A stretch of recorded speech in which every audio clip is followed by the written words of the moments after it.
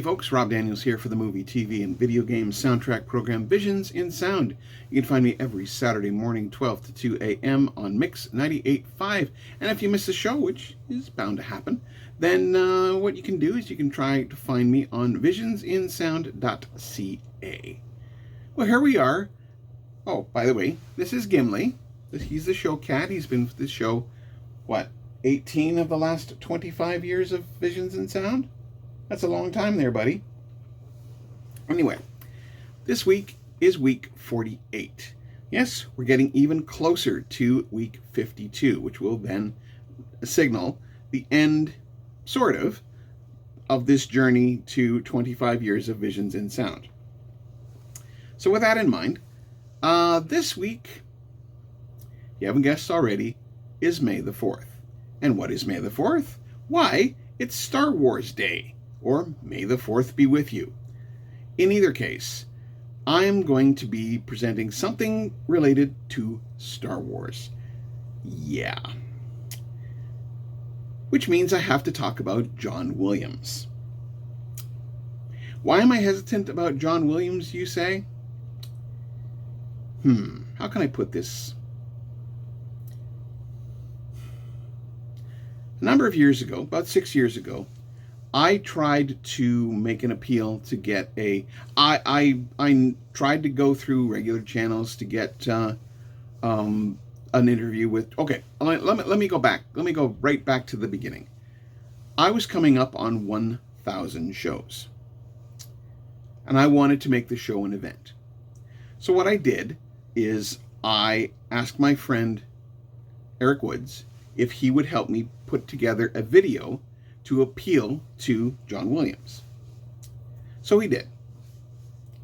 And what I did is I simply said, you're a composer currently working on, in this case would have been Rise of Skywalker, and I was quite willing to if he was willing to take an hour of his time just to talk. I'm just a fan. I'm not a major journalist and that sort of thing. And he put it together for me. You'll see a little bit of it here. That was basically it. I was just a simple fan appeal for an interview. So he puts it up on a John Williams forum on Facebook, I believe it was. It was immediately taken down. Why? Apparently, John Williams needs to be left alone, and the fans were gatekeeping. At least that's the way I saw it. So I was later told, after I posted the video on my own channel, basically that somebody who shall remain nameless, you know who you are, told me that I wasn't big enough to feature or to be even considered by John Williams. John Williams only does interviews with the larger media organizations. And I went, fine. That's fine. I have no problems, nothing like that.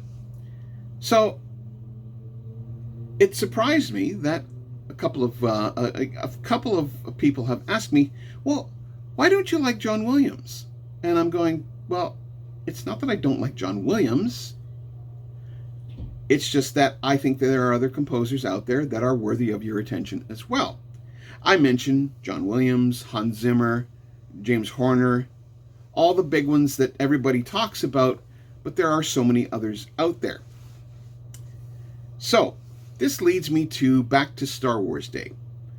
And one of the things that I kind of vowed throughout this whole thing was not to play any John Williams. I broke that rule slightly in my recommendation video. Actually, no, not in my recommendation video. It was in my Thrift on Kent video, where I played one of the soundtracks I found was Stanley and Iris, which is a John Williams score. It's the only John Williams I have played, and it was like a 30-second clip in the show. It's the only thing I've played. And I've been kind of avoiding John Williams. Again, not because I hate him, not because I think that his music is derivative or anything like that. No, I simply didn't like the way I was treated by apparent fans of John Williams, simply gatekeeping a fan appeal for an interview. I felt that it should have at least been given a chance for the maestro to see it. I respect John Williams in a huge way. I love Star Wars. I love Indiana Jones. I love all of his scores. I recently discovered Jane Eyre. And what was that? There was another one of his scores that I discovered they were really good, and they were off the beaten path. They weren't the ones that you would generally associate with John Williams. So there's that. So while you will hear elements of John Williams music in today's review, I will not be directly playing John Williams music during the 52 weeks of this, with that one exception. So there's that. Now, like I said, there will be elements, but I won't go out of my way to say, hey, this is John Williams score to such and such. Again, like I said, it's not that I won't ever be playing John Williams music. It's just that it ticked me off enough just to kind of say, you know what? There are other composers out there that are worthy of your attention, and maybe you should give John Williams a little rest. So that's fine. So here we are, week 48, back again. And in this case, it is interesting because this, to me, has a bit of a history to it. Okay, so I go back to the early days of video games. And one of the video games that I particularly liked was the arcade Star Wars vector graphics. You know the one I'm talking about. The one where you sitting in this cockpit, or you're standing in front of the machine with the yoke and shooting TIE fighters and skimming the Death Star. There's that. Great game, great graphics, even for the time, fantastic stuff. I was hooked. Absolutely great game because it was Star Wars. Then, of course, there was the first one of the earliest Star Wars games I remember playing on the Atari 2600. Now, I did not own a 2600. I never got one. I didn't get a gaming console, and I'll explain a bit about gaming consoles in just a second. But I didn't get a true gaming console until much later on. I had a Commodore 64. But one of the games on the Atari 2600 I really liked was The Empire Strikes Back. And one of the things about it had a little ship. It had your AT-AT walkers. I will not call them AT-AT walkers because that's too awkward. AT-AT walkers. And you had the ship skimming across the surface of Hoth, shooting at the walkers. And it basically was just a very simple shoot 'em up. Now, there was a game that later showed up on the Commodore 64 called Attack of the Mutant Camels, which was basically the same thing, but there's that. So yeah, skip ahead a couple of years to 1997-ish, and I went to go see a friend. I went to go visit a friend on vacation, and he introduced me to a game, and hopefully Gimli will allow me to get it. He introduced me to a game called Star Wars Masters of Terras Cassie. Now, this game is a Star Wars fighting game. And it's not the greatest fighting game in the world, but it was good enough to sell me to get a PlayStation.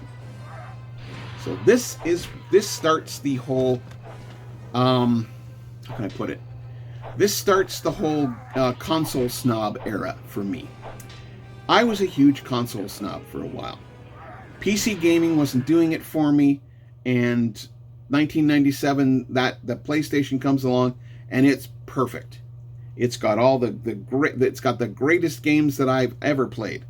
The games Masters of Terras Cassie, Metal Gear Solid, which was an absolute brilliant game. And so I'm I'm sitting there, kind of looking down my nose at PC gamers. Then I realized something. That in order to get a PlayStation 2, you're buying a whole set of new hardware. And even though the games were backwards compatible, even with the PlayStation 2, you're still looking at new and different games. And of course, it just continued on from there. So the thing about consoles is that you're going to pay for them, and they will not have the top of the line graphics and that sort of thing. And it's not, again, not something I definitely needed, because look at the original Metal Gear Solid. It's kind of not it's not the greatest in the entire world. Oh, you leaving? Okay, go have a snooze. You can come back a little later on. So in any case, I kind of dropped the PlayStation after a couple of years. Now I still have mine. It's still out in the other room, hooked up to a large TV, and I do fire it up every once in a while and play a round of Masters of Terras Cassie or one of the other games that I have out there. But I basically stepped away from the PC, or from the consoles, for a while. So I'll move ahead a couple of years, and a friend of mine lends me this game called, well, first of all, I had gotten the original Dark Forces. Now, Dark Forces, of course, is the Star Wars Doom, essentially. And it's better than Doom. I would put it just slightly ahead of Doom in the Star Wars universe. Doom 2 and the other Dooms, we won't get into that whole classic debate. But Dark Forces for me was the game of choice. I liked it even more than Doom because it was set in Star Wars, the Star Wars universe, which I was hugely into at the time.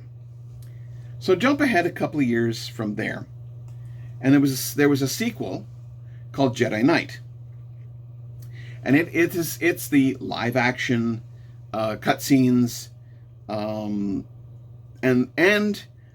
of course the character. I have to mention this character because if I don't, Kyle Katarn, who should be in the canon universe right now, but is not. And I don't know why. Why there hasn't been a Kyle Katarn,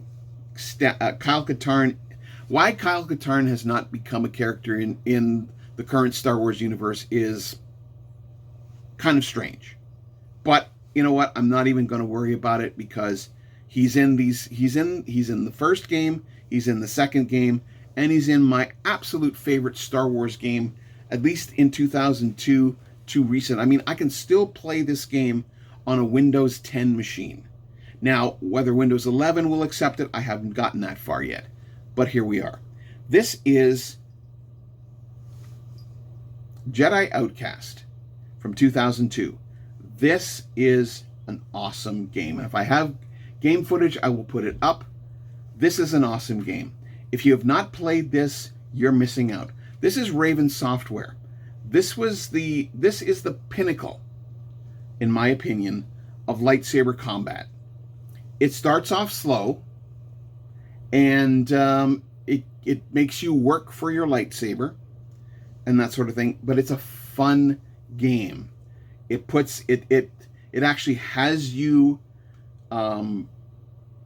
fighting a new kind of a new order of empire, but in this case, it's the baddie is a lizard character, and it's really, in my opinion, it's a really well done game with some really good music. Which again, a lot of the times they were still using the John Williams model. Now, of course, there were composers working behind the scenes as well. The Michael Lands, the Peter McConnell's, and that kind of thing, to fill in the extra music. But generally, it was John Williams music that kind of hit the whole thing. So 2002, and there was a follow-up called Jedi Academy. Not my favorite game, but still set in this universe, had some new features to it. But again, this is the one that I stick with when you talk about good Star Wars games, great Star Wars games, Jedi Outcast is always the one that I particularly like. So, flash forward now to 2008. And 2000, I don't know if I got this game in 2008, but it came out in 2008. And the buzz was everywhere about this game, about its gameplay, its in-game mechanics, it's the whole thing with the game, and it being just this fantastic, how can I put it? Just a great game all around. And believe it or not, it was available on many platforms. One of the platforms that just came into my possession around this time, my late wife worked at a place where a lot of the optics were made. So she would get she would be put on raffles and that for various things. So one of the things that was on those raffles was a Wii console. And so what we ended up doing was we got the Wii and had a blast with it. It was a fantastic console. But then that brings in probably one of my favorite Wii games of all time, and that is The Force Unleashed. And that is a very long, convoluted way to get to today's soundtrack. Now, I have to say that this game, while it didn't change my life or anything like that, is a pretty great game. The gameplay is solid, the writing is solid, the characters are solid, Starkiller is amazing, Sam Witwer does a fantastic job, and I believe this was the kind of thing that got his foot in the door in the Star Wars universe, and he has been there ever since. And if you've seen any of the animated series like Clone Wars or anything like that, if you've seen anything with Darth Maul in it,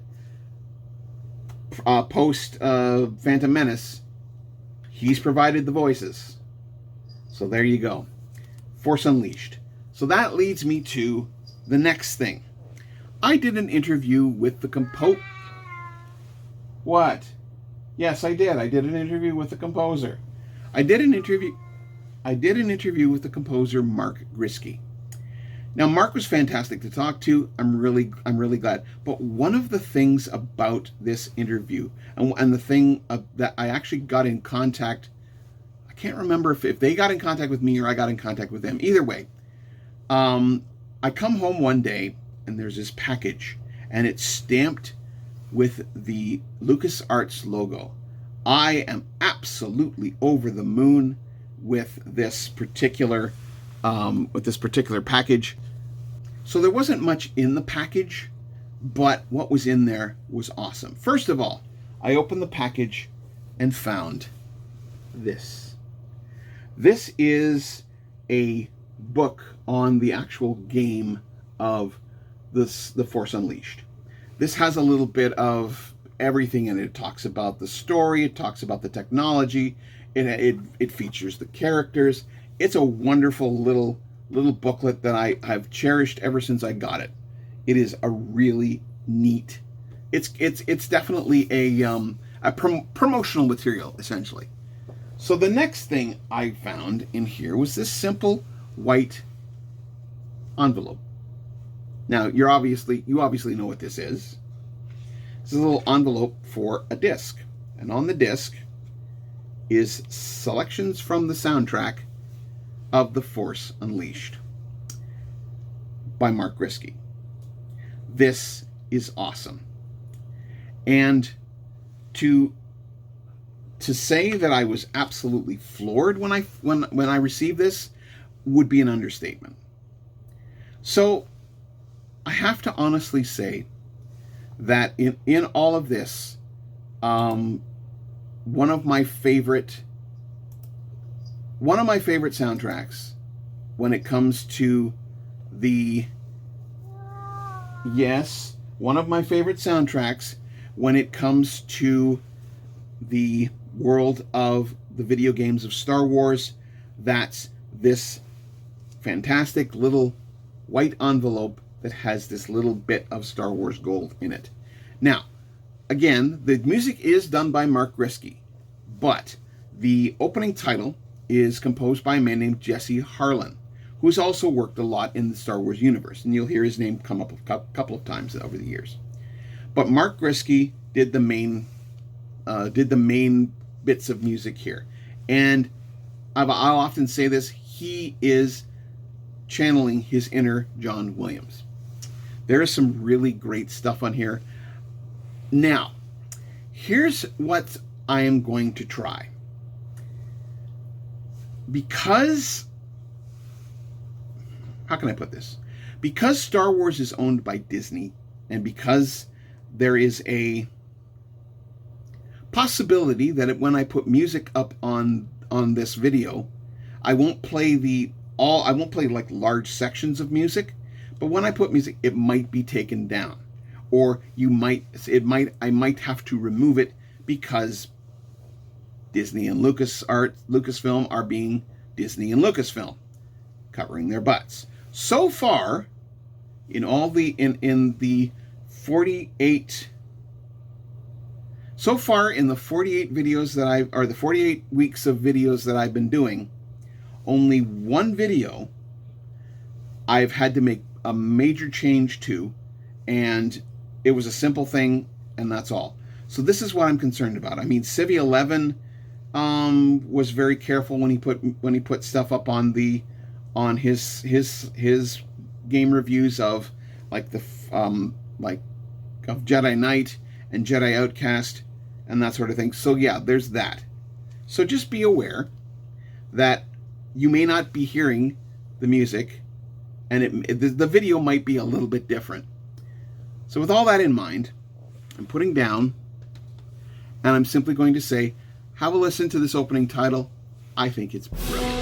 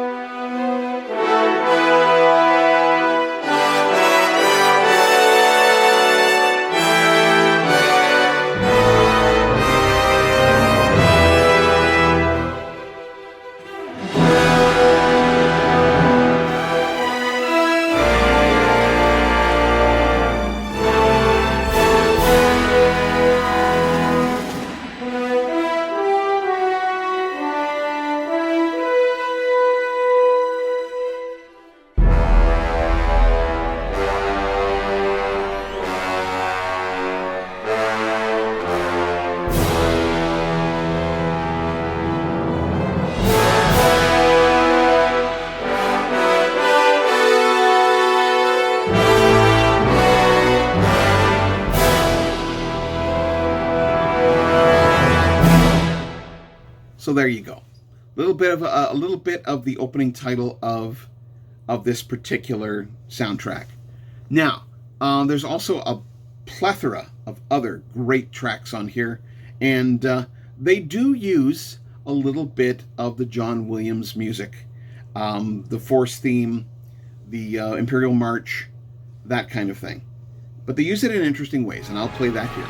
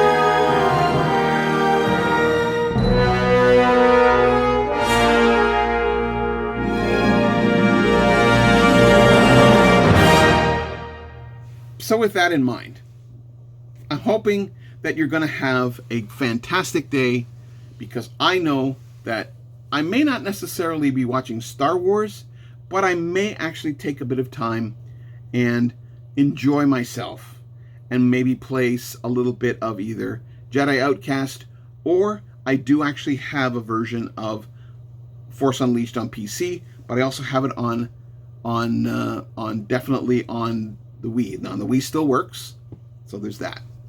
So with that in mind, I will say this. Gimli, are you going to... No, he's cleaning.